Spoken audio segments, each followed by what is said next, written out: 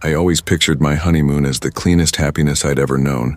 A fresh page, a warm light, a story we'd tell each other when our hair went silver. If someone had told me I'd spend that week sprinting across a shoreline with my heart beating like a trapped animal, slick with someone else's blood, begging for morning to come, I would have said they were insane. But I need you to understand how ordinary everything felt before it twisted. My name is Elena Parker. 3 weeks ago, I married Mark, the man I'd planned to grow old with. We'd been together 5 years. It has one of those stupid, perfectly ordinary beginnings. Coffee spilled at a campus cafe, me mortified, him smirking, handing me a napkin and asking for my number like it was the simplest thing in the world.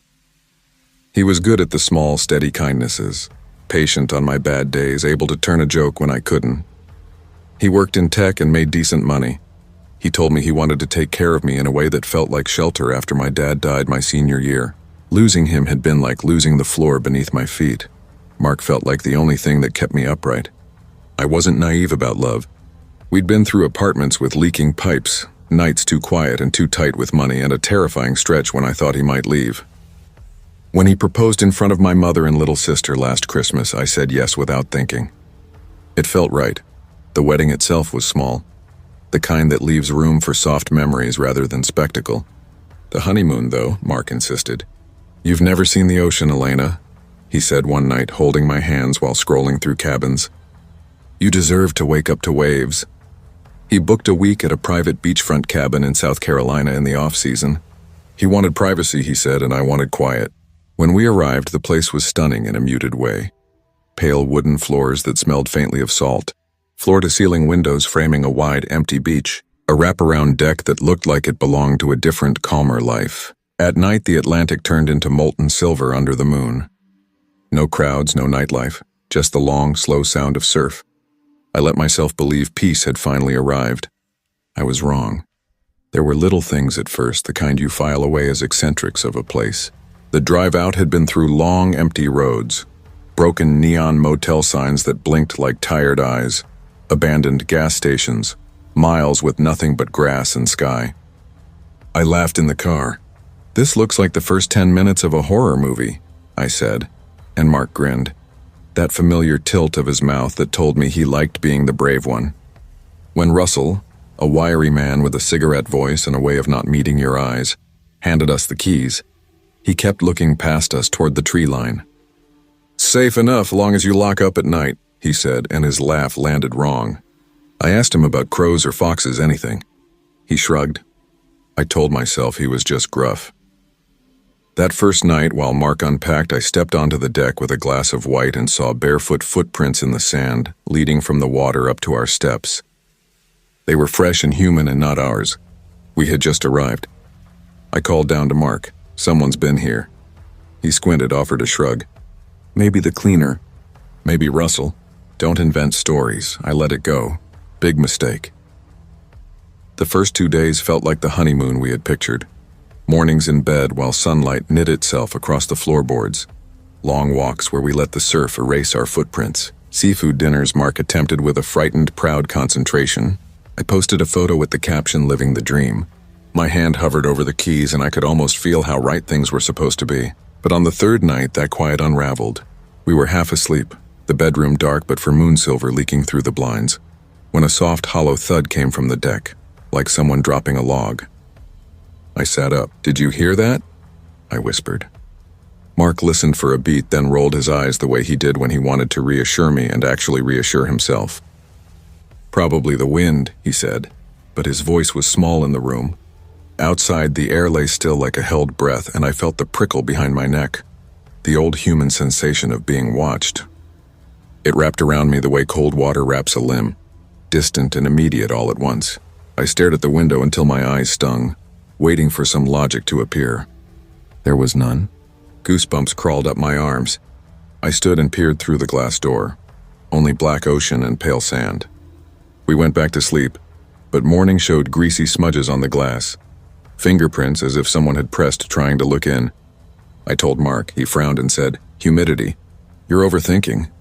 I nodded, but a small knot in my stomach didn't believe him. 2 days later, everything exploded. On the 5th night, Mark said he'd drive 40 minutes into town for wine. Back in an hour. He kissed my forehead and left.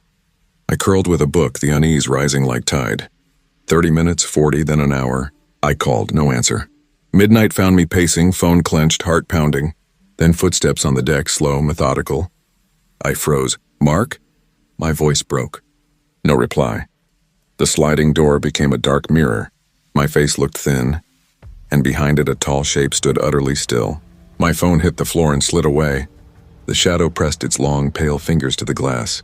I fled to the bedroom, slammed the door, and locked it. Hands trembling so badly, dialing 911 was almost impossible. "Wevan, what's your emergency?" a woman asked. "There's someone outside," I gasped. "Please, I'm alone. My husband—" Glass shattered.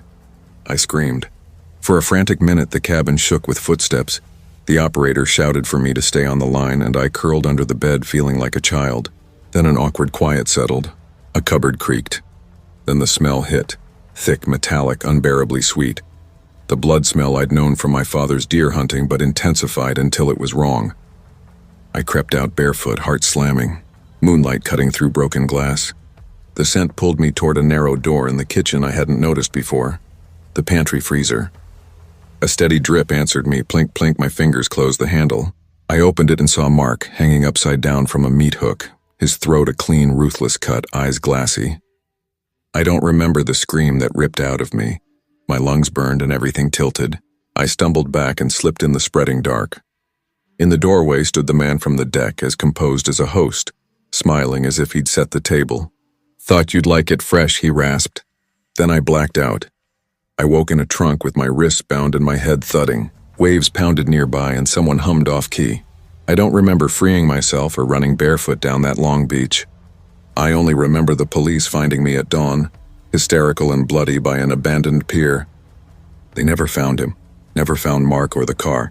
Some nights I wake to the sound of humming outside my window, and I wonder if he's still there, waiting. My mind flipped through memory. His grin, the way he tucked my hair, each image suddenly obscene. I remember kneeling on cold tiles, blood sticky under my palms, clinging to the operator's voice like a thread until the police arrived. Their flashlights slicing the dark while I kept saying Mark's name until my throat was raw. I replay the night endlessly, hunting for a moment I could have done something different exactly.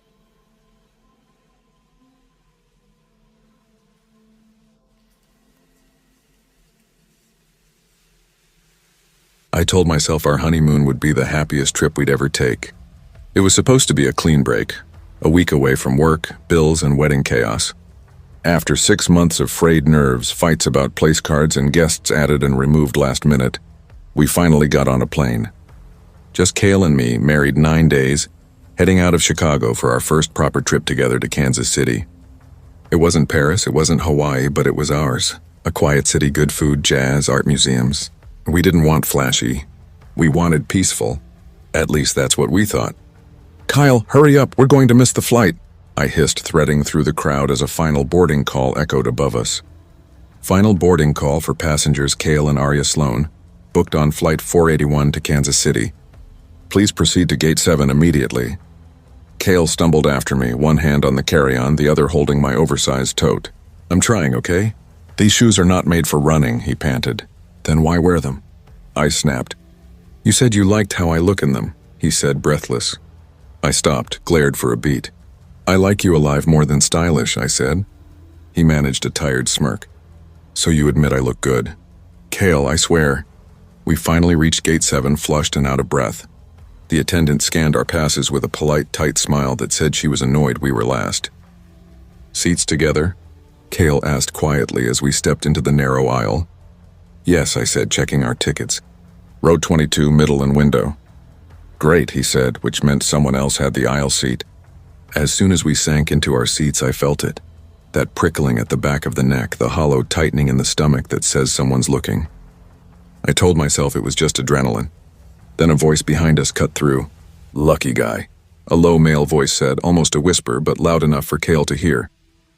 "How'd a dude like you land a wife like that?" Kale went rigid, knuckles whitening on the armrest. I turned slightly. The man had a crooked smile, a dazed stubble, and unnaturally sharp blue eyes. He looked amused in a way that made my skin crawl. "Excuse me," Kale said, voice flat. "You heard me," the stranger said, grinning. "Beautiful girl like her and you." He gave Kale a slow once-over. Guess confidence really does work. I shot Kale a warning look. Just ignore him, I murmured.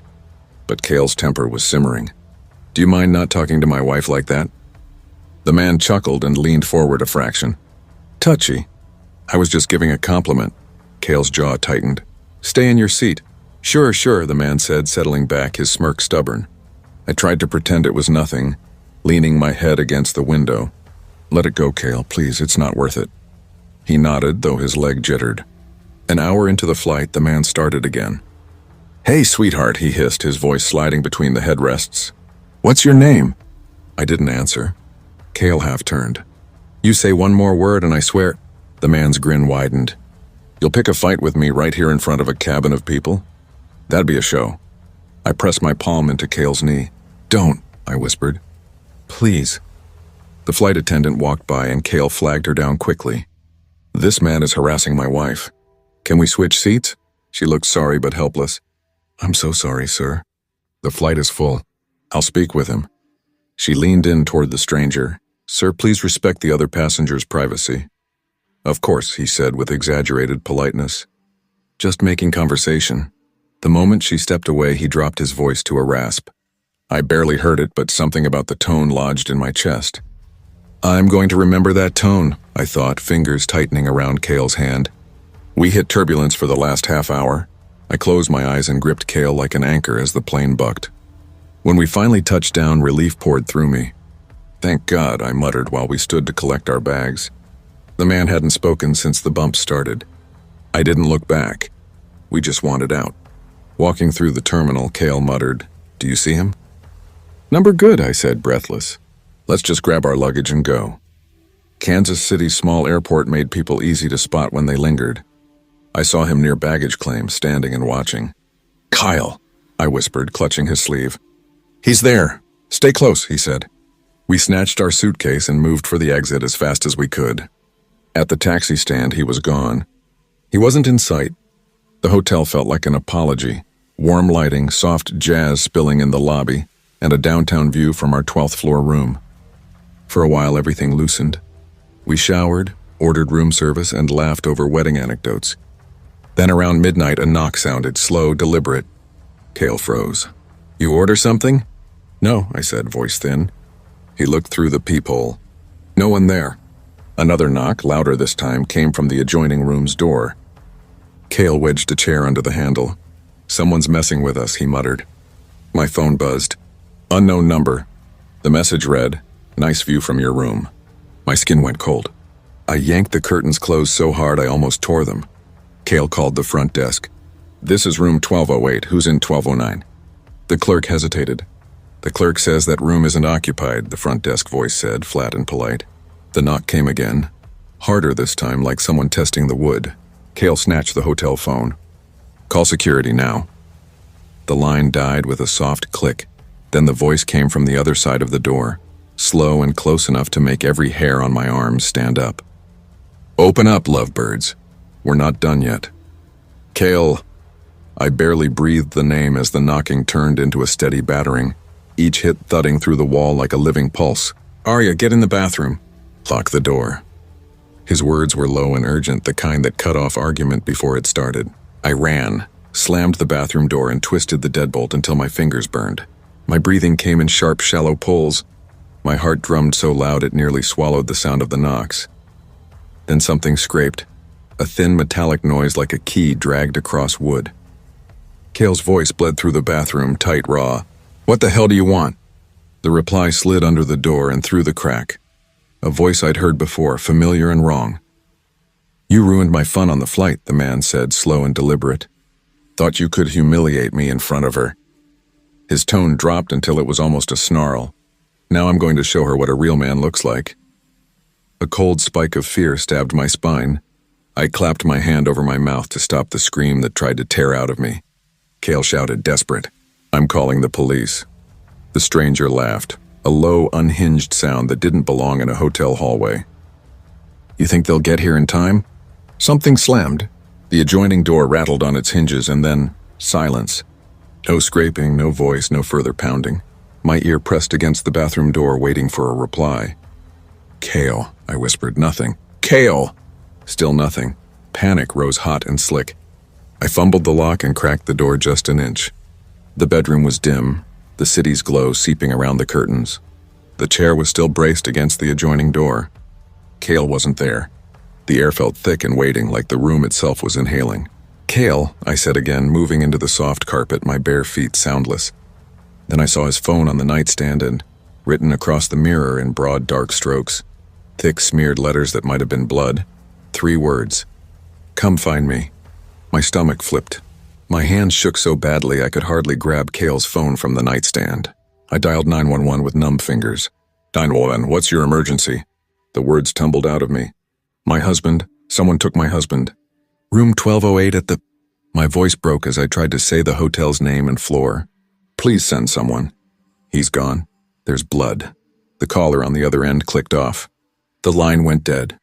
No static, no hold music, just gone. Then Kale's phone buzzed in my hand. Unknown number. Miss me already? The message felt like ice in my veins. I stumbled back, lungs shallow and wild. The next text snapped onto the screen before I could think. Want to see him? Come alone, no cops. Parking garage level 3. 5 minutes. Another message popped up. If you're late, I'll send you a piece of him. My body moved before my brain could catch up. I shoved my jacket on, shoved the phone into my pocket, and ran. The corridor was a long, patterned ribbon under humming fluorescent lights. The sound of my own footfalls felt obscene. I hit the elevator button with a trembling hand, and when the doors opened, I threw myself inside and slammed them shut. Muzak jazz played in a conspiratorial calm. The elevator opened onto cold concrete and the smell of oil. Level 3 smelled like dampened engines. Every footstep echoed and carried. My pulse screamed for me to go back to the lobby and find help, but the word Kale chased me forward. There, at the far end of the garage, a shadow stood. Kale? My voice fractured in the vast empty space. The figure didn't move. I stepped closer and my stomach dropped at the sight of a rope coiled loosely in his hands. It wasn't Kale. It was him, the man from the plane, grinning under the flicker of a garage light. The smile was too wide. He held himself like someone enjoying a private joke. Hi, sweetheart, he said, soft and deliberate. You made it. Where is he? I asked, the words raw. He cocked his head like a curious animal. You really love him, huh? He said, amused. Where is he? I demanded again. He laughed and tossed the rope aside as if bored, then raised his hand to show me something bright and wrong. Kale's wedding band winked on his palm. My knees wanted to give. No, I whispered. He stepped closer, boots thudding on concrete. Don't cry, he mocked. You'll ruin that pretty face. I backed away, desperate. My eyes snagged on the stairwell door behind him. If I could get to it, he lunged. Instinct took over. My hand closed around the first thing I could grab. A snapped car antenna lying by someone's forgotten shopping bag. I swung with everything I had. Metal met flesh with a wet crack. He cursed, clutched his arm, and lunged for me, but I wrenched free and ran. The stairwell door slammed, and the sound ricocheted like a gunshot down the concrete shaft. I ran until my lungs burned and my legs turned to lead. Behind me, heavy steps crashed after mine. The man's boots, the sound of breath too eager like a hunter enjoying the chase. I misstepped 3 flights down and slammed my hip against the railing, pain flashing up my side, but I kept going. When I burst into the lobby, the warm air hit my face. I screamed until my throat was raw. Help! Somebody help me. 2 security guards snapped to attention. One fumbled for a radio while the other came at me full tilt. He's in the stairs, level 2, he's got my husband. I blurted, weeping. They charged up the stairwell. They found the man, gone. They found evidence, a smear of blood on the railing, a trail that simply stopped. No sign of Kale, no sign of the stranger. Police descended. Cameras were pulled and reviewed. The footage showed us getting off the elevator together, then static. A blankness where minutes should have been, like a strip of film someone had cut away. I told them everything, the flight, the text, the knocks. But when technicians combed call logs and hotel records, nothing showed up. No unknown numbers, no delivery of malicious messages, no trace in the system. The part that won't let me sleep is the adjoining door he'd been pounding on, the one we were sure had a room on the other side. Maintenance swore it had been sealed for years. There was no room 1209. There had never been a room 1209.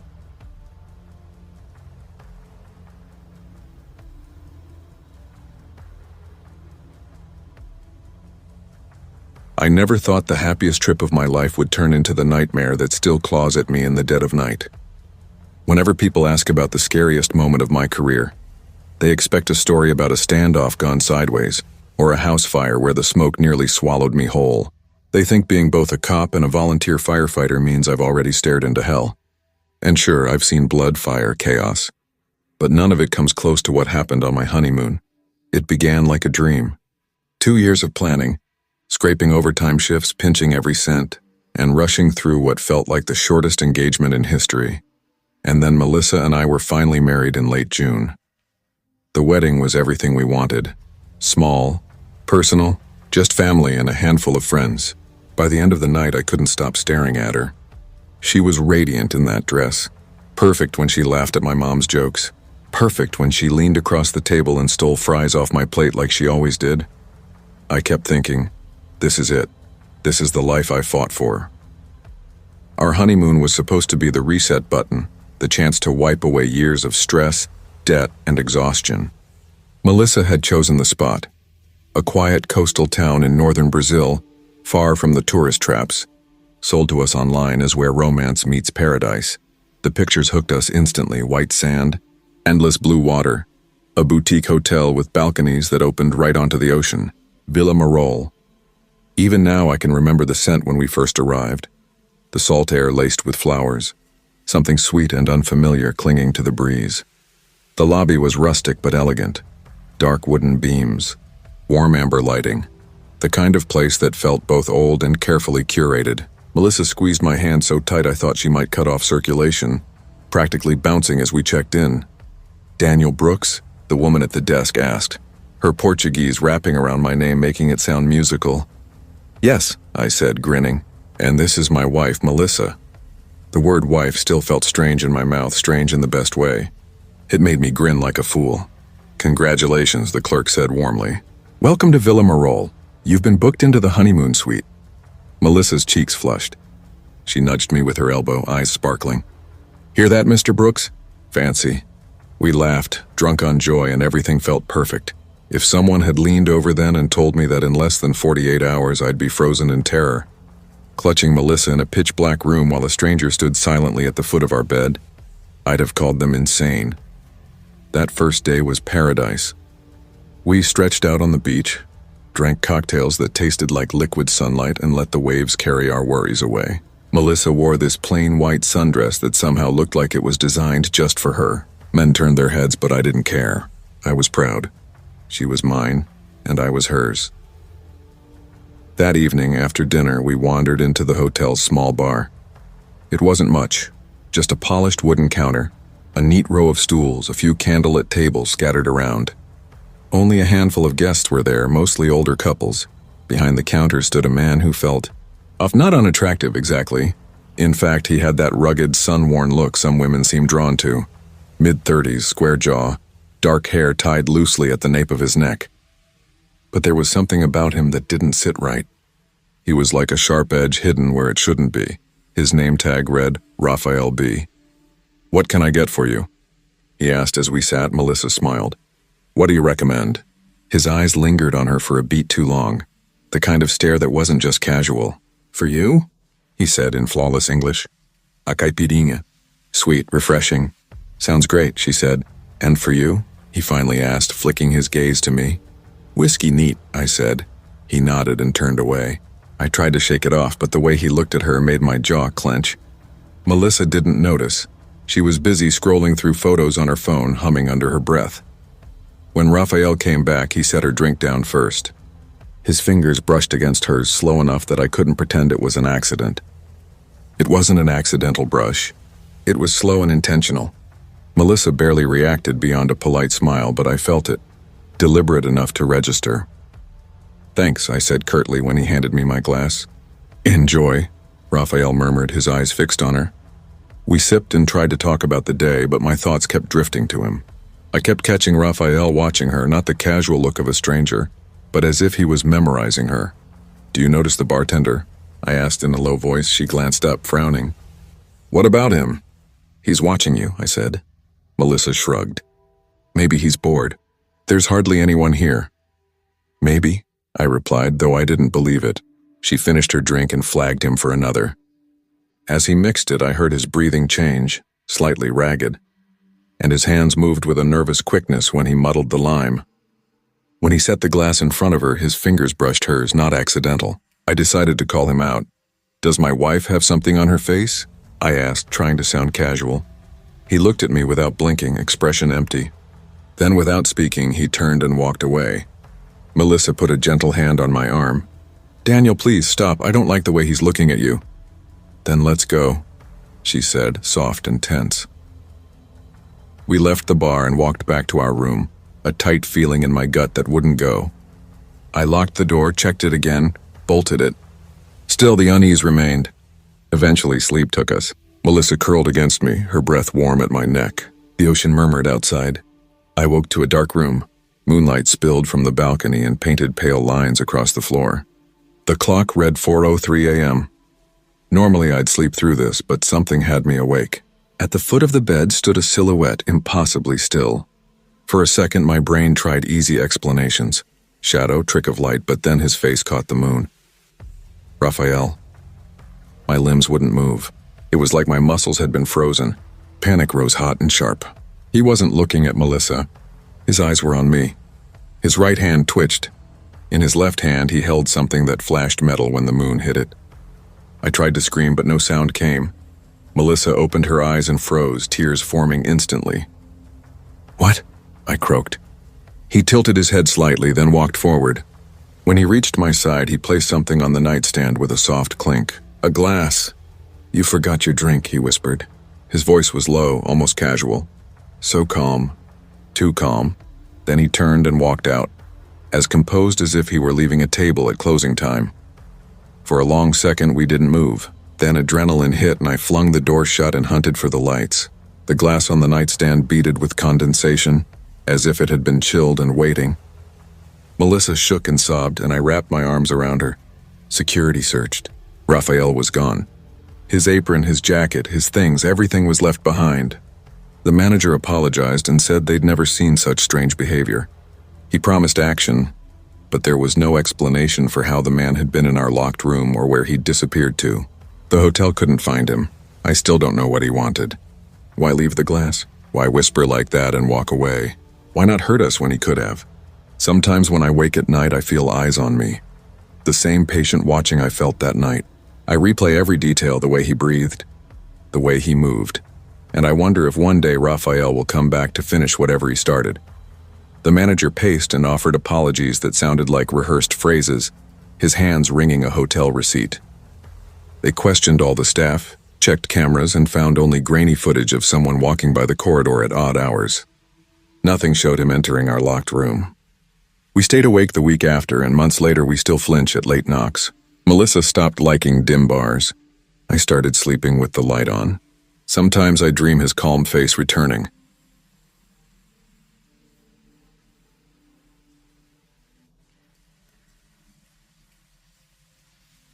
I never imagined our honeymoon would become the worst week of my life. If someone had told me a week after marrying the person I loved that I would be running for my life, barefoot and bleeding, I would have laughed and dismissed them. But that is exactly what happened. Aaron and I met 3 years before in the most ordinary way. A coffee shop line and one of those tiny embarrassing moments that later read like a movie. I was debating whether to get a caramel latte or a plain black coffee when he stepped up behind me and said, "Go for the caramel. Life's too short for boring choices." He said it with that easy smile he always had, like he meant to make the world lighter. That was Aaron. Funny, present, and disarmingly kind without trying too hard. He had a way of making you feel seen, like the rest of the room blurred when he looked at you. We dated for 2.5 years, and most of it felt like being wrapped in a warm, private joke that only the two of us understood. When he proposed the previous winter, underneath strings of cheap Christmas lights in the park, I said yes before he finished the sentence. Our wedding was small and honest. A handful of family and friends, vows read in a sunlit room, 2 plates of cake, and 1,000 small, unremarkable happy moments. We decided to make the honeymoon the thing we could splurge on. 2 weeks on a secluded island off the coast of North Carolina, a private beachfront villa, nothing between us and the ocean. It sounded like a promise. We flew out on a Monday. The kind of bright morning that feels like a small benediction. Clear sky, light wind, the smell of jet fuel and salt mixing in the air. Aaron joked the whole way, already planning the seafood binge he promised would add 10 pounds to him by the end of our stay. 2 weeks of no work, no phones, no stress, he said as we boarded the ferry. Just you, me, and the sound of waves. I leaned on his shoulder, content in a way I had only ever been with him. The villa was better than the pictures. Whitewashed walls, wide glass doors opening directly to sand, a wraparound deck with a private hot tub, and inside a simple, tasteful interior that looked like someone had edited a magazine spread into a house. He spun me around on the deck, hands tucked under my arms, and grinned. "Mrs. Carter, we made it." The first day was soft and ordinary in the best way. Long walks on the sand, a tiny shack that sold fish so fresh it tasted like the ocean, and falling asleep to the steady, patient noise of surf on stone. If I could have kept time standing still, it would have been that evening. The second night began like the first, with cooking for two and a bottle of wine that tasted cheaper in the best possible sense, relaxed and domestic. We watched a film on Aaron's laptop, half paying attention, elbows touching on the couch. Around midnight, while the house hummed with the air conditioner and the ocean filled the background, a knock sounded at the sliding glass door. At first I thought it was the wind or a branch, but then it came again. 3 sharp, deliberate knocks that landed in the quiet like a small, accusatory pulse. Aaron sat up immediately, the light gone from his face for a second, and asked, "Did you hear that?" "Yeah," I answered, throat tight with a worry that felt both ridiculous and old as instinct. We both stared at the curtains, and it took him a moment to reach the drawer and pull them aside. Outside there was only darkness and the moon tracing the horizon, and for a second we both tried to believe it was nothing more than a trick of weather.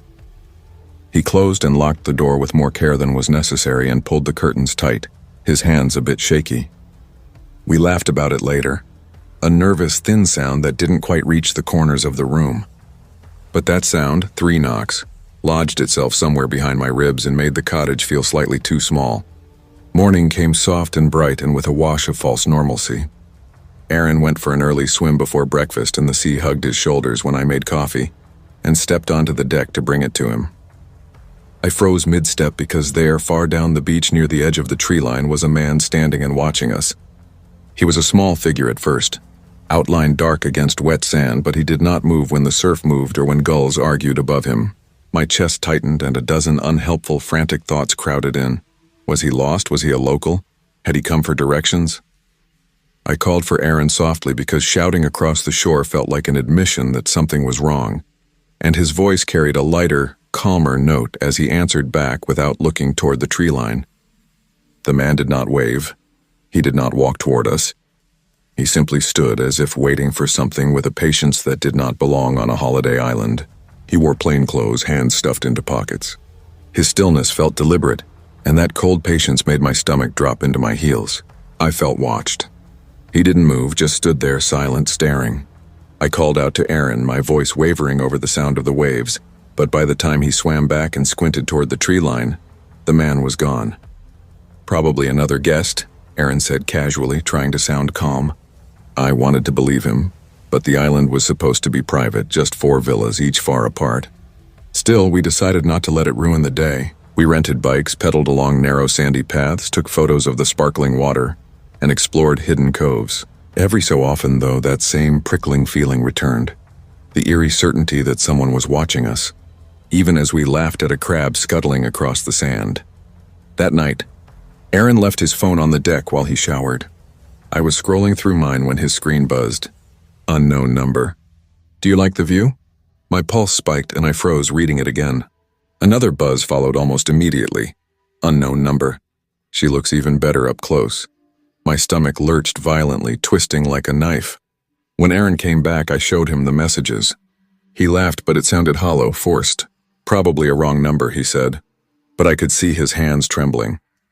He blocked the number, but we both knew this was no accident. Someone was out there watching, waiting. The next day was unbearable. Aaron left at 11:01 a.m. to get groceries from a shop at the far end of the island. He kissed me at the door, whispered, "Lock up. I'll be back in an hour," and was gone. By 3 p.m., he still hadn't returned. I called his phone over and over, straight to voicemail. I even called the shop, but the owner swore Aaron had never shown up. I paced the villa in a growing panic, heart hammering when I heard it. Knock, knock, knock. This time at the front door. My hands shook so badly I could barely hold the kitchen knife I grabbed. I edged toward the window and peeked through the side pane. No one, just a small white envelope resting on the porch. Inside, a single Polaroid. My stomach plummeted. It was Aaron, tied to a chair, mouth duct-taped, eyes wide with terror. My breath caught in my throat, and for a moment I couldn't move, couldn't even scream. What happened in the next 24 hours is a blur. I called the villa's emergency number. Nothing. I tried 911, no signal. Whoever had taken him knew exactly what they were doing. Then the texts came again. Unknown number. Run. I didn't hesitate. The lights went out, plunging the villa into complete darkness. When I looked out the window, I saw them. 3 men in black clothing moving toward the house, deliberate, silent. My heart nearly stopped. I gripped the knife tighter, bolted out the back door, and ran into the trees. Bare feet cut on sharp rocks and roots, but I didn't care. Behind me, their steps pounded, voices shouting commands that made the air vibrate with menace. I ran blindly, lungs burning, until I stumbled onto the small dock at the far side of the island. A single fishing boat bobbed in the shallow water. Without thinking, I jumped in, untied it, and shoved off with every ounce of strength. By the time the boat carried me far enough from the shore, I dared to look back. They were standing on the dock, unmoving, and one of them smiled slowly, raising a hand in a mocking wave. I reached the mainland the next morning. Half-conscious, parched, and trembling, I was found by the Coast Guard. I told them everything: the villa, the men, the Polaroid of Aaron. They searched the island thoroughly but found nothing. No sign of Aaron, no trace of the men, no villa. The sand was just empty shoreline, washed smooth by waves. They said I must have been confused, hallucinating, or traumatized. But I know what I saw. I know what happened. It's been 2 years. Aaron is still missing. His family held a memorial last summer. People tell me to move on, but I can't. Sometimes late at night, my phone buzzes with messages from the same unknown number. The last one came just yesterday. Unknown number. You still look even better up close. My hands shook as I read it, the blood in my veins running cold, and I felt again that same dread. Someone, somewhere, still watching.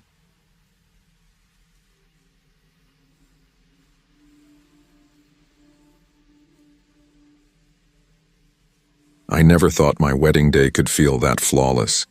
I wasn't the kind of girl who grew up cutting out bridal dresses from magazines or daydreaming about bouquets and slow dances. I was grounded, practical, too practical sometimes. But then Ethan Carter walked into my life, and suddenly all the things I used to roll my eyes at started to matter. It was a rainy Thursday when it happened. My day had been brutal. My laptop crashed during a deadline, my boss chewed me out for something I hadn't even done, and I was one bad comment away from falling apart. I ducked into this little coffee shop downtown just to keep myself moving. Ethan was standing in front of me in line, wearing a dark gray coat, hair damp from the rain, and a tired but boyish smile that somehow made him look alive instead of worn down. When the barista told him they were out of oat milk, he turned, caught my eye, and said, "You look like someone who makes good choices. Should I risk regular milk and hate myself later? Or go black and hate life immediately?" I couldn't help it, I laughed. That one sentence cut through the weight of my day like it wasn't even there. "Go black," I told him, smirking. He ordered, paid, and before I even realized what was happening, we were sitting at a corner table together. Two strangers who didn't feel like strangers at all. Ethan had this calm way about him, listening closely, nodding, those pale blue eyes fixed on me like what I said actually mattered. I told him about my obsession with old movies and road trips. He told me he worked in finance, loved hiking, and swore cilantro was the devil's herb. That was 2 years ago. 6 months of dating slipped into a year, and then came the proposal. Not some over-the-top spectacle, but a quiet evening at the pier where we'd shared our first kiss. No audience, no fireworks, just us, a soft ocean breeze, and Ethan dropping to one knee with a ring glinting against the dark sky.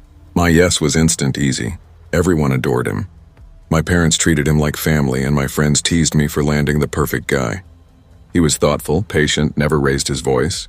He helped plan every detail of the wedding, right down to the color of the napkins, and on the big day everything felt aligned, as if the universe had been waiting for us to get it right.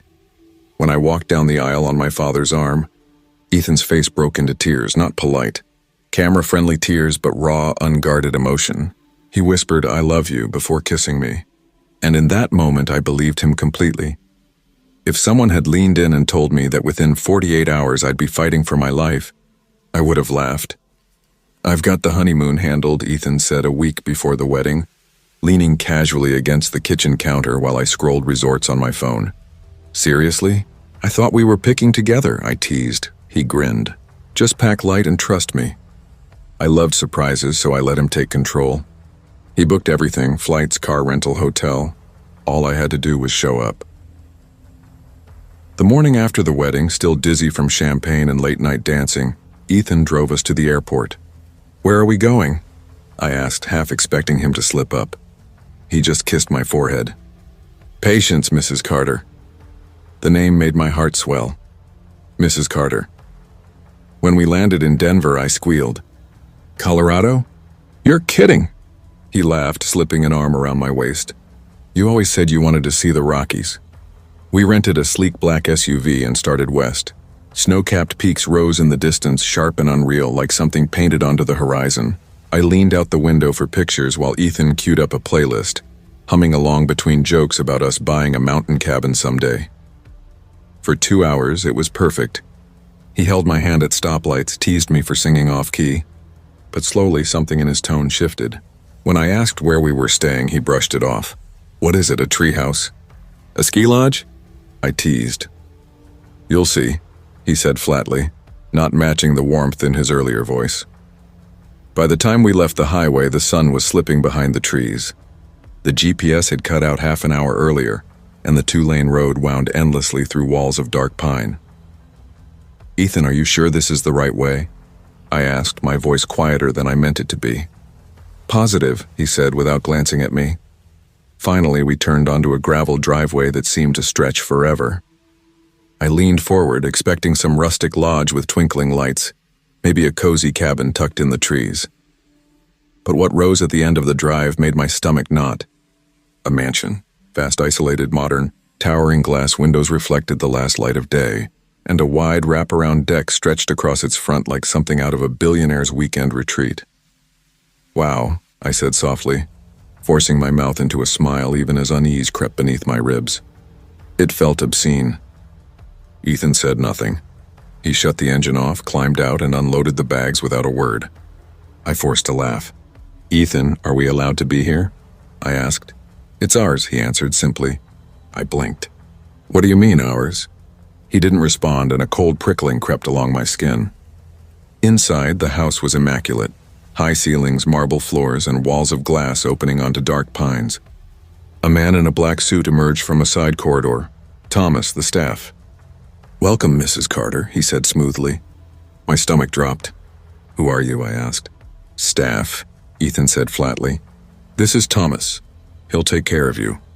"Take care of me." My voice cracked. "Ethan, what is this? We never talked about moving." He struck me then, quick, hard, and pain exploded across my cheek. I staggered back, hand to my face. "Ethan, what?" I breathed.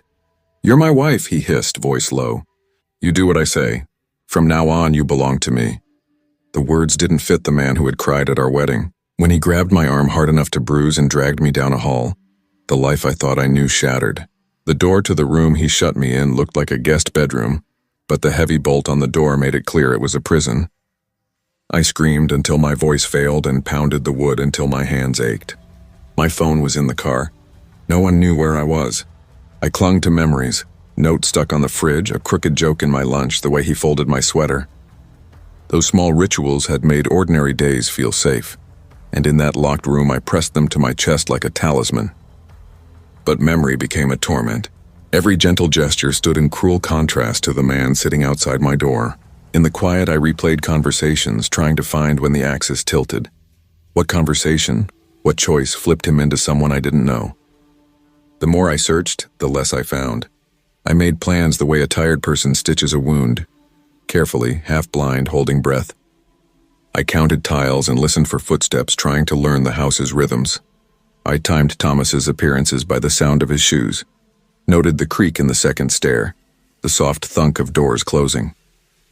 Little patterns became maps. I talked to myself in whispers until my voice ran out. "You're not helpless," I said to dim reflection in the glass, and as my limbs trembled, I tried to believe it.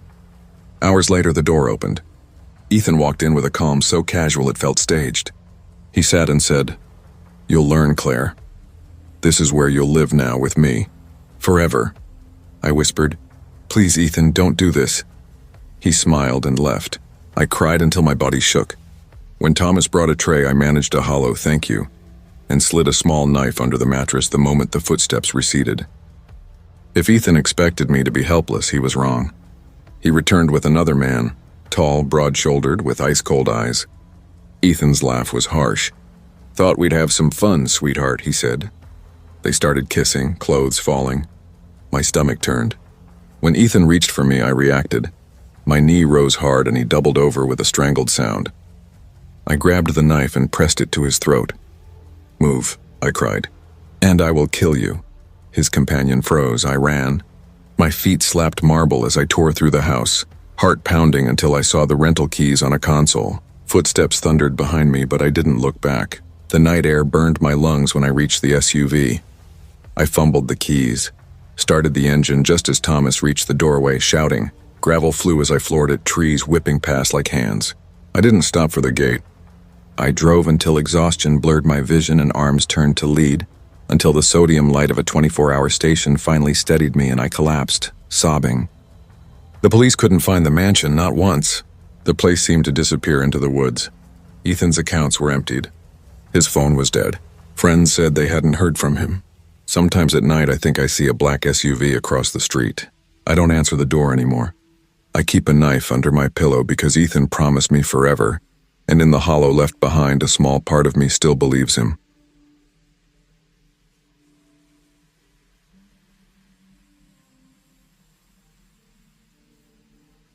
I always thought honeymoons were supposed to be the happiest time of your life. That's what everyone said. That's what magazines promised and what every cheesy rom-com showed. Two people sipping cocktails on white sand beaches, watching the sun sink into the ocean.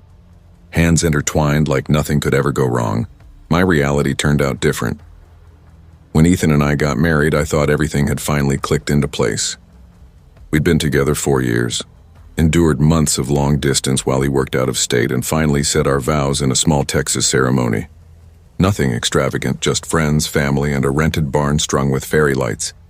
People kept telling us we were the perfect couple, and I believed them. Ethan wasn't overly romantic.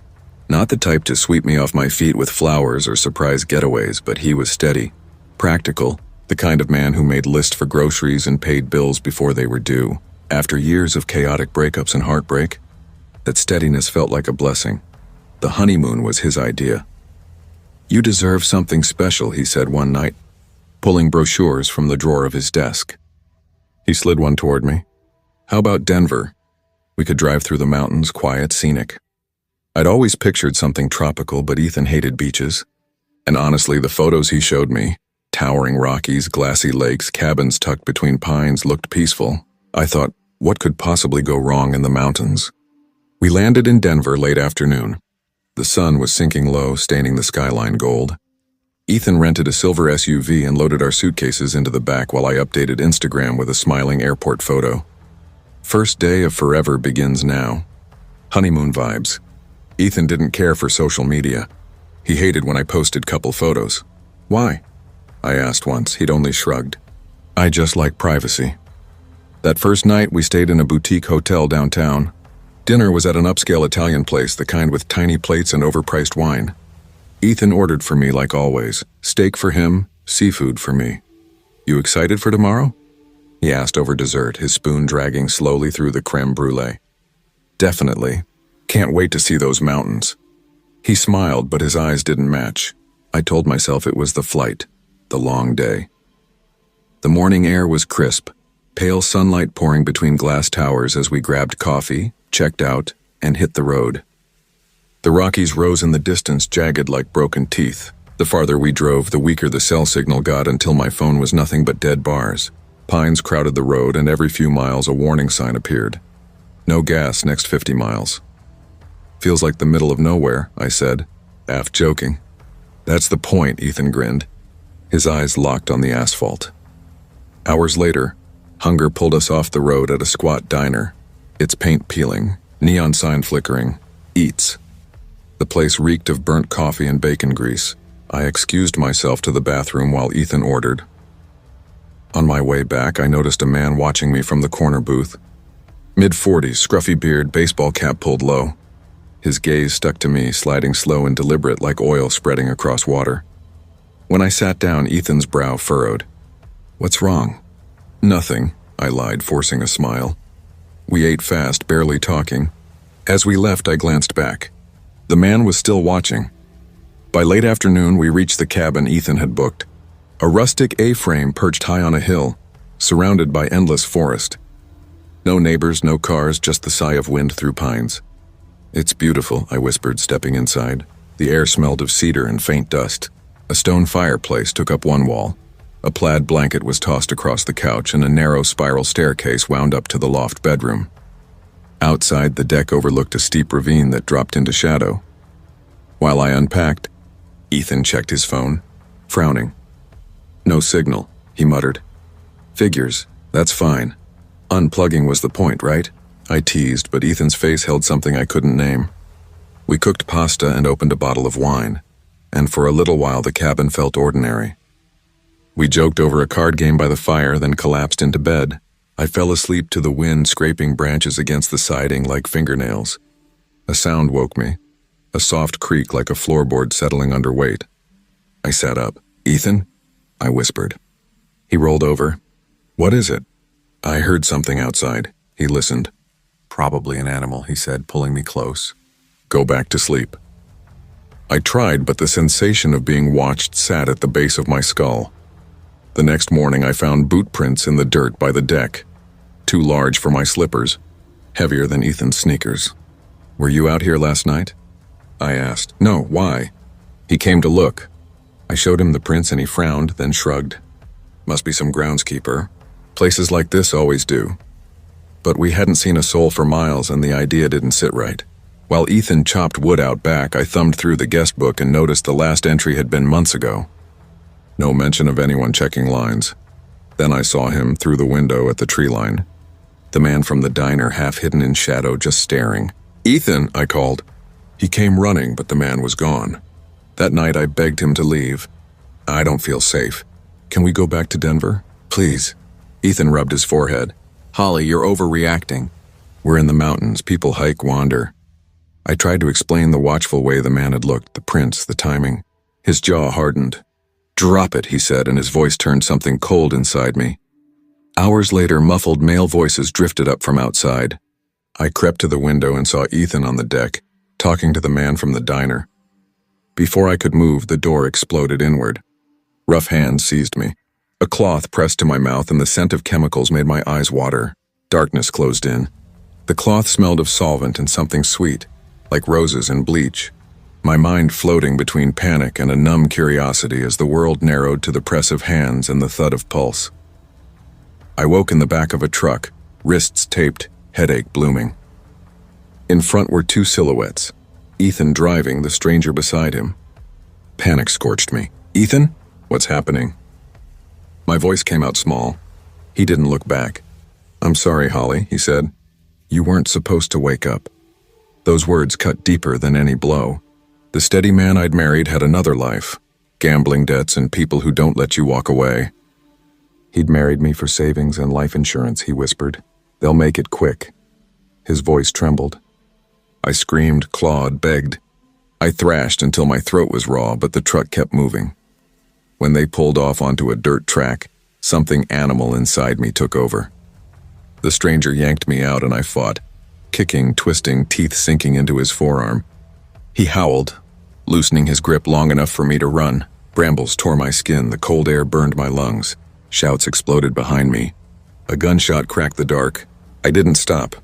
By some thread of luck, I reached a highway and flagged down a trucker. 8 months have passed. I live under another name now, in another state. I chain my days to routines and never go out after dusk. Every unexpected sound, every creak still sends my heart racing. Most people think I'm dead, including Ethan. The police never caught him. If he ever knew I was alive, I don't want to imagine what would happen next.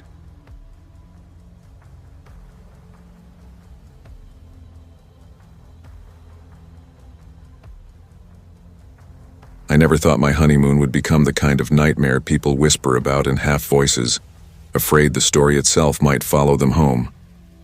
When I pictured this chapter of my life, I saw soft waves rolling onto white sand, champagne glasses clinking under a golden sunset, and long, slow mornings tangled in each other's arms. Every love story insists your wedding day is the happiest of your life, but no one ever warns you what happens if you marry the wrong person. My name is Maya, and just over 2 months ago, I married Aaron Bennett, the man I swore was my soulmate. We met in a way that felt pulled from a film reel. It was late spring. I'd stumbled into this small coffee shop after a brutal work meeting, bone-tired and irritated, juggling my laptop bag and a steaming cup when the lid slipped.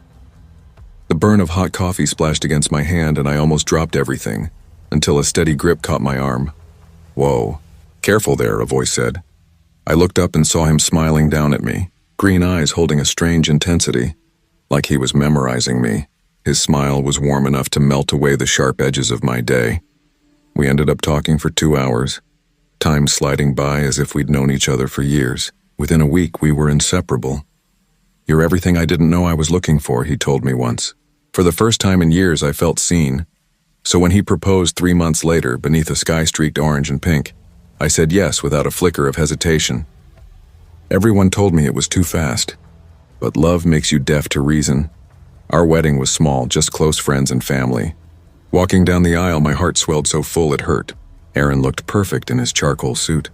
When he said "I do," it felt like the world itself paused. But looking back now, there were signs. Subtle, small things I brushed aside. His smile didn't quite reach his eyes. His palms were clammy when he held my hands. And when the pastor said, "You may kiss the bride," he pressed his lips to mine quickly, almost reluctantly, as if embarrassed. I laughed it off, telling myself he hated public affection. The real unease began later. We'd been planning our honeymoon to Hawaii for weeks. I'd already packed swimsuits and sundresses, already pictured us walking barefoot on black sand. But on our wedding night, Aaron leaned close, his breath warm against my ear. "Baby, slight change of plans. We're not going to Hawaii anymore." I half laughed, thinking he was teasing. "What? Why?" "Something came up," he said tightly. "But trust me, this will be better. Once-in-a-lifetime stuff." I pressed him for answers, but he only kissed my forehead and whispered, "You'll love it. I promise." The next morning, instead of boarding a plane to Honolulu, we sat at JFK clutching tickets to Naples, Italy. "Italy?" I blurted, staring at him. "Aaron, how? When?" "Why didn't you tell me?" That same quick, too-tight smile crossed his face. Wanted it to be a surprise. "You like surprises, right?"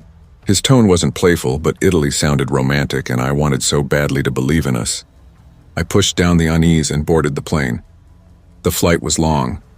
I dozed off for most of it, waking only when Aaron nudged me gently as the wheels screeched against the runway. Outside, Naples shimmered under the afternoon sun, alive with scooters buzzing past and voices echoing off stone streets. I reached for his hand as we walked toward baggage claim. He pulled away. "You're making this harder for me," he muttered under his breath. I froze. "Making what harder?" He didn't answer. He just kept walking, faster now. By the time we stepped outside, a sleek black Mercedes limousine waited at the curb. 2 men in dark suits stood beside it, their faces blank behind mirrored sunglasses. "Wow," I said, forcing a light laugh, trying to mask the tightening in my chest. "You really went all out, huh?" Aaron didn't answer. One of the men reached for the door and opened it with a practiced, polite motion. "Senor Bennett," he said in a thick Italian accent, the words clipped and formal. The air in the car felt suddenly heavy, like the press of a storm cloud settling over my chest. The men spoke quickly between themselves in Italian. It was a river of sounds I didn't understand, but a single word caught me. Razza. Girl. The small translation slammed into me like cold water, and I told myself it meant nothing. It was nothing. Aaron sat rigid beside me, his jaw align, his hands clenched in his lap. He stared out the window as if the passing buildings were a shield. I reached for him again. "Where are we going?" I asked, my voice small. "You'll see," he murmured. His voice was flat, drained of the warmth that had wrapped us for months. We drove for almost an hour, the city noise melting away into winding roads and low, rolling hills dotted with cypress trees. The car moved through villages that smelled of lemon and dust, Fields slid by in a green blur. My stomach knotted tighter with every mile. When the gates opened onto the property, I could hardly breathe. It was the sort of place people use when they want to believe in fairy tales. A sprawling villa of honey-colored stone, wisteria spilling down the walls and a fountain in the courtyard sending its steady silver breath into the warm air. For a moment, I let myself be dazzled. "Oh my God," I whispered, hand to my mouth. "Aaron, this is beautiful." He gave me a thin, forced smile. "Yeah," he said, but it didn't reach his eyes. A man in a dark suit took our bags and ushered us inside. The foyer smelled of polished wood and lemon oil. Sunlight slanted through high windows, painting patterns on the tile. For a sliver of a second, I imagined maybe I'd been reading his behavior wrong. Maybe this really was the most elaborate surprise. Then a voice boomed down the marble staircase, heavy and theatrical. Ah, finally. A short, stocky man descended, 2 others shadowing him like bodyguards. He wore an immaculate white suit and a gold chain that flashed when he turned. His smile was broad, almost congratulatory, but his eyes were cold, predatory. He looked at Aaron, then at me, as if appraising a purchase. "Welcome to my home," he said in intentional, smooth English. "Mr. Bennett and—" His gaze slid to me. "Bissima." Aaron's hand twitched at his side. "This is her," he said, as if reciting a line he'd been rehearsing. "This is her?" The sentence tumbled out of me, disbelief sharpening into a thin panic. My voice came out higher than I meant. The man came closer, slow, feline, and took my hand with a ceremony that made my skin crawl. He kissed my knuckles lightly, then lifted my fingers to his lips like a man showing off a trophy. "Such beauty," he breathed. "You will do nicely." "What the hell is going on?" I demanded, jerking my hand free. My heart felt like an animal in my ribs. The man laughed softly, amused. "Ah, you did not tell her," he said to Aaron. A sharp sound, a tiny scolding, left Aaron's mouth. He wouldn't face me. He swallowed as if the motion hurt. I had to," he said, the words tumble and broken. "They were going to kill me. This was the only way. Tell me what." My voice shook. Everything inside me sank cold, metal, and awful. The short man clapped his hands together, delighted.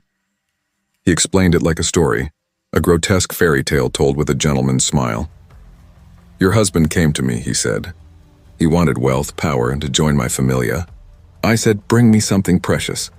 Bring me the woman you love.' And he did." The room tilted. For a second, the tiles under my feet seemed to give. Aaron met my eyes and there was no apology there, only a look I had no name for. Resignation, calculation, shame folded into something that told me whatever love remains between us had died a while ago. "I'm sorry," he whispered. The words were small, useless. The man's smile widened with the pleasure of control. Then, without preamble, he pulled a small pistol from his jacket like he'd been expecting applause. There was a single sharp report, and Aaron collapsed as if the world had unmade him in one motion. Blood fanned out beneath his head. The metallic smell hit me full and immediate. I screamed, a sound so raw it scraped my throat, and I could hear it echo off the vaulted ceilings. The man stepped over Aaron's body as if stepping over a shadow. He dabbed the gun on a handkerchief with the same absolute calm you reserve for cleaning your glasses. "Do not cry, Bella," he said, voice smooth, almost gentle. "He betrayed you. A man like that does not deserve your tears." He reached out and tilted my chin with his fingers, eyes looking at me like someone settling an account. "You are mine now," he said. "No," I stammered. I tried to back away, but my legs felt like putty. "You can't—" He snapped his fingers and the 2 guards closed in. Their faces were masks. Their hands were steady. The man's voice dropped to a soft croon as they guided me down a long, dim corridor. Doors lined the hallway, shut tight, each one promising something unspeakable. Light from the windows fell in long bars across the floor, like bars of a cage. As they dragged me past those closed doors, past the fountain's distant murmur and the last bright slice of afternoon in the courtyard, a cold clarity settled into my bones. The honeymoon I had imagined. The warm waves, the champagne, the lazy mornings, and had never existed. What began as our supposed beginning had been a carefully staged end.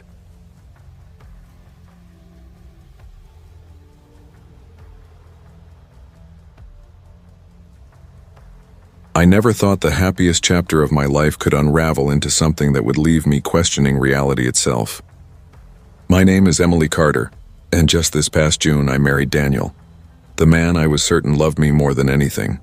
We'd been together almost 4 years before making it official, and if there was one thing I knew with absolute certainty, it was that his heart belonged entirely to me. Mine belonged to him just as completely. Our wedding wasn't some extravagant affair. Neither of us cared for the spectacle of big ceremonies or the stress of planning them. Instead, we poured most of our savings into the thing that mattered most to us, our honeymoon. 2 weeks in a secluded beach house along the coast of North Carolina. Just the two of us, the ocean, and time. When we first arrived, it felt unreal, like we had stepped into a postcard. The beach house stood with wide glass windows that swallowed in the ocean view. White curtains fluttered in the salty breeze like something out of a movie. Every corner of the place whispered serenity. The balcony that overlooked rolling waves, the endless hush of the tide, the pale sand stretching as far as my eyes could follow. I remember breathing it all in and thinking, this is it. This is heaven. The first 2 days were flawless. We spent long hours stretched out on the warm sand, bodies tangled, laughter spilling between us like it could never run out. We ate seafood so fresh it felt like it had been pulled from the ocean just for us. At night we loved each other with a feverish kind of passion that only newlyweds know. Raw, reckless, unrestrained. At one point, lying tangled in Daniel's arms with the waves crashing in the distance, I whispered, "If this is what marriage feels like, I never want it to end." But everything shifted on the third morning. Daniel woke before me. When I blinked awake, I saw him perched at the edge of the bed, phone pressed to his ear, his voice low and measured. It wasn't like him to take calls so early, especially not on this trip. "Everything okay?" I asked groggily, rubbing the sleep from my eyes.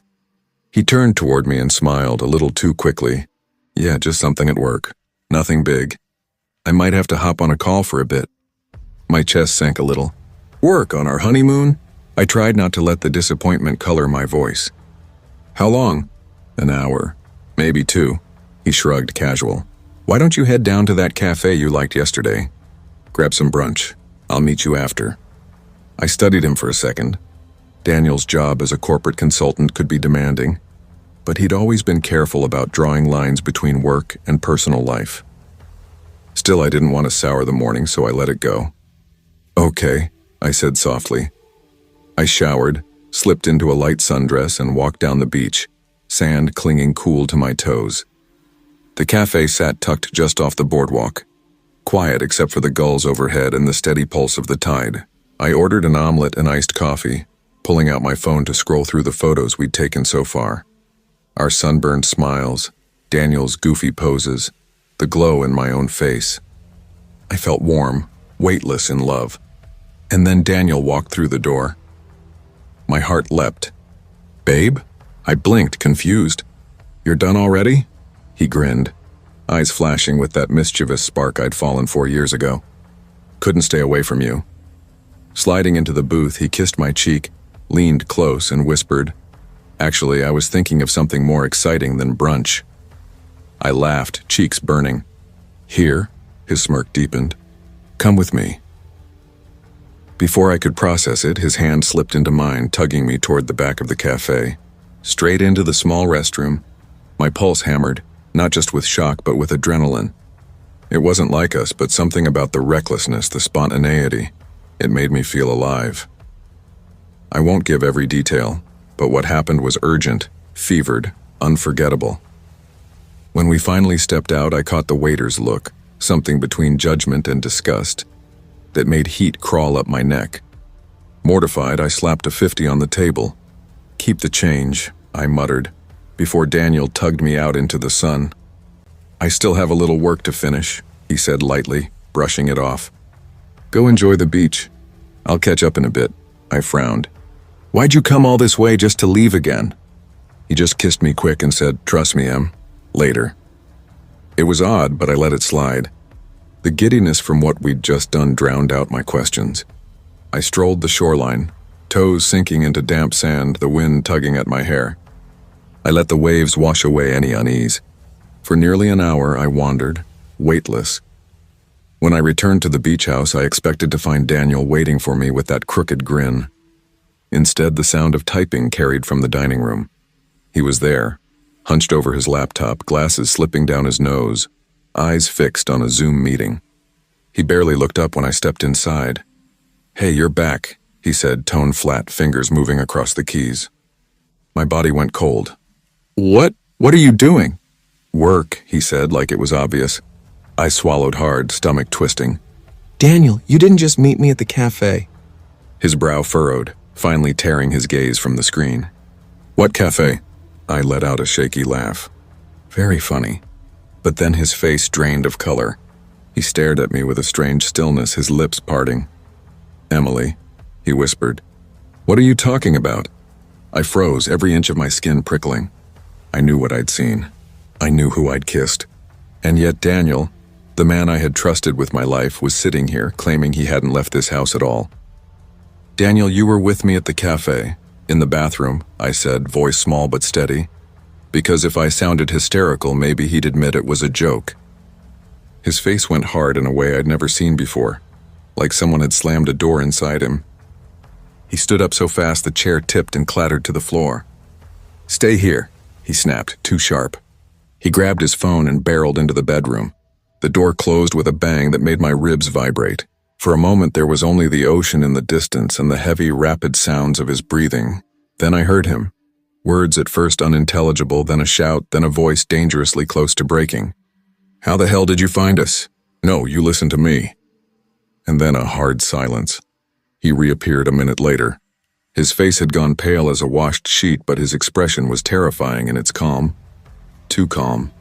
He forced a smile that didn't reach his eyes and said, as if we were two people at a tourist trap, "Emily, why don't you run to the market? Grab some vegetables for dinner."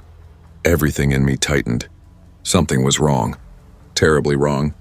I walked out of the kitchen without another word and tried to steady myself on the boardwalk path that led to the little grocery. The salt air felt thin, and every laugh from a passing couple sounded like it belonged to someone else. I walked slow, counting my steps like a mantra, then returned 20 minutes later. Daniel was waiting in the living room with 2 wine glasses.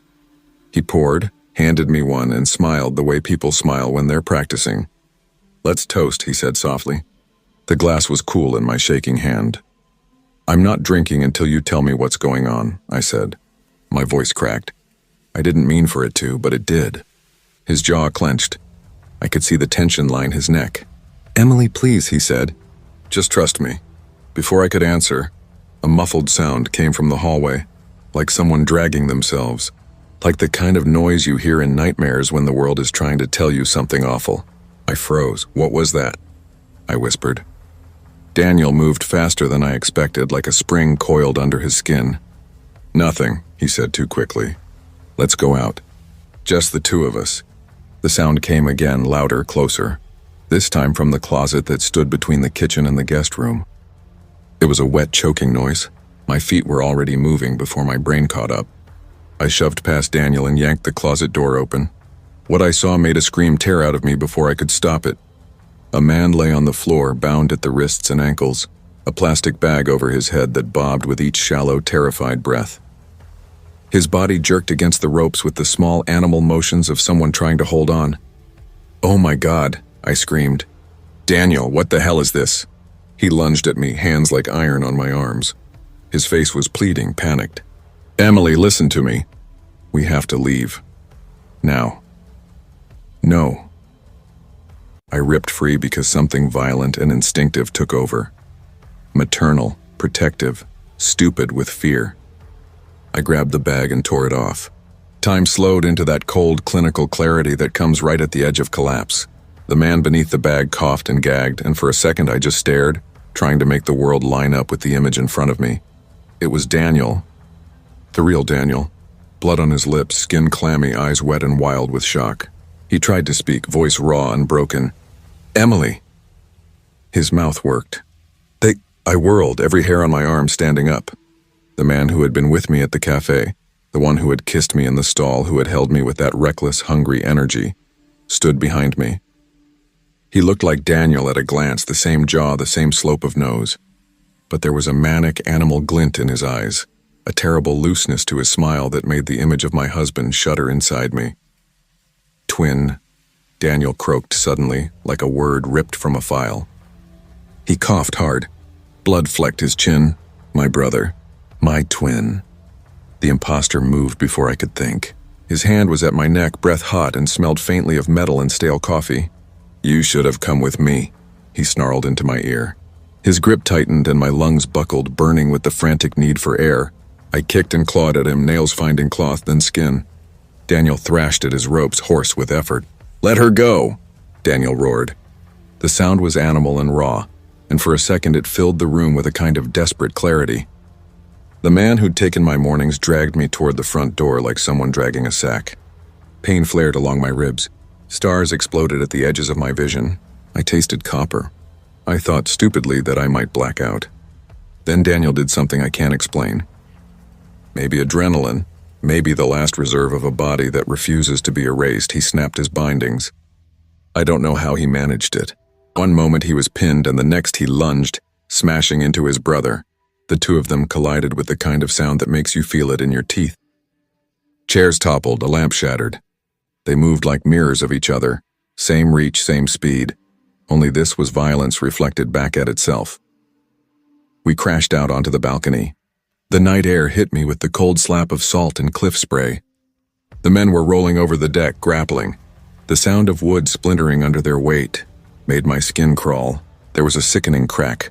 The thud of a body hitting railing, a terrible hitch of noise that became a scream. The brother tumbled over, flailing, and vanished into the dark rocks and surf far below. For a long while I could only stare. Daniel stood on the balcony, chest heaving, blood streaking his temple and lip. He was breathing hard, like someone who had run from something worse than fear. When he turned to me, his face broke and he reached for me with shaking hands.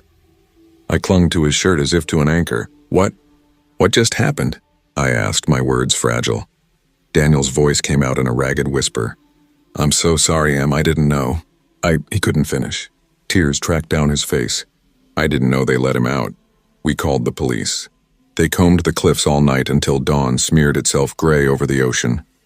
But there was no sign of a body, no trace where the brother had landed. To this day I sleep with the lights on. Every creak in the house becomes a possible step, every shadow a mouth waiting to open.